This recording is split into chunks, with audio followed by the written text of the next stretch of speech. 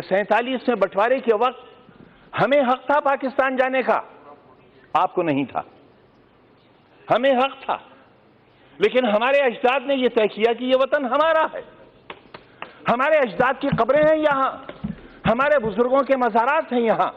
जामा मस्जिद है दिल्ली की, ताजमहल है, किले हैं, हमारे बुजुर्गों की यादें हैं, और यही आज धरोहर है हमारे भारत की। वही लोग गद्दार हो गए, उन्हीं का नाम लेकर सड़कों पर मारा जाने लगा। हम अपनी मर्जी से रुके थे, हमें किसी ने जबरदस्ती नहीं रोका था। जो अपनी मर्जी से रुके उनके लिए आज ही सदन में यह कहा गया कि जो वंदे मातरम नहीं कहेगा उसे भारत में रहने का अधिकार नहीं होगा। बहस वंदे मातरम की नहीं है। मेरी बात तो सुन लें आप, मेरी बात सुन लें, हो सकता है आपको शर्मिंदगी हो। बात वंदे मातरम की नहीं है मान्यवर।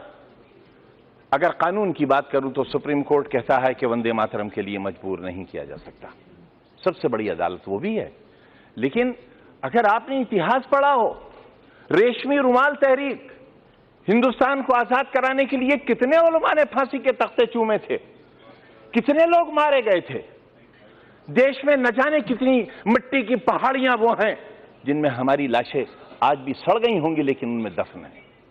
रेशमी रुमाल तहरीक में अगर आप रेशमी रुमाल की तस्वीर देखेंगे तो उस पर भारत मां की तस्वीर छपी हुई मिलेगी आपको। ये रिश्ते कब थे? ये 1942 में जब हिंदू और मुसलमान ने एक बर्तन में खाना खाया था, तब अंग्रेज को लगा था कि वो अब हिंदुस्तान में राज नहीं कर सकेगा, और 1942 से ही उसने अपना बिस्तर बांधना शुरू कर दिया था, और 1947 में हिंदुस्तान आजाद हो गया था। हम आज भी एक ही मोहल्ले में रहते हैं, एक घर में बैठते हैं, हमें किसी को एक दूसरे से डर नहीं लगता। लेकिन जब हम चुनी हुई संस्थाओं में आते हैं, जब वोट जैसी चीज हमारा मुकद्दर बनने वाली होती है, तब इंसानियत के सारे रिश्ते हमारे टूट जाते हैं मान्यवर। इससे देश बहुत कमजोर हो रहा है, इससे हम बहुत कुछ खो रहे हैं। आप मुझे मजबूर तो नहीं करेंगे। मैं आपसे ये कब कह रहा हूं कलमा पढ़िए आप? मैंने आपसे कब कहा?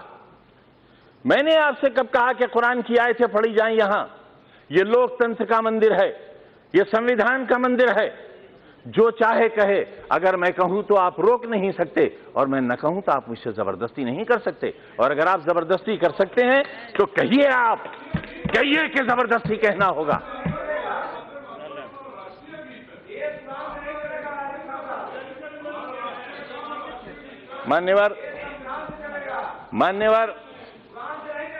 मान्यवर संविधान से चलेगा, यही तो हम भी चाहते हैं, यही हम चाहते हैं। अगर संविधान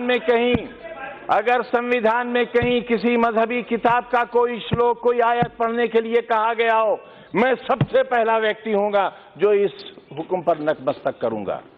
मानो संविधान को। मैं भी यही कह रहा हूं, हमें संविधान को मानना चाहिए, और जो लोग संविधान को नहीं मानेंगे वो देश के साथ अच्छा नहीं करेंगे, क्योंकि ये देश बहरहाल सबका है। पूरा जिस्म हाथों से बना हुआ नहीं है, पूरा जिस्म पैरों से बना हुआ नहीं है। शरीर का एक हिस्सा खत्म कर दिया जाए, इंसान इंसान नहीं रह जाएगा। हिंदुस्तान एक बेहतरीन इंसान है, इसे बेहतरीन इंसान बना रहने दिया जाना चाहिए। ये कहना चाहता हूं मान्यवर।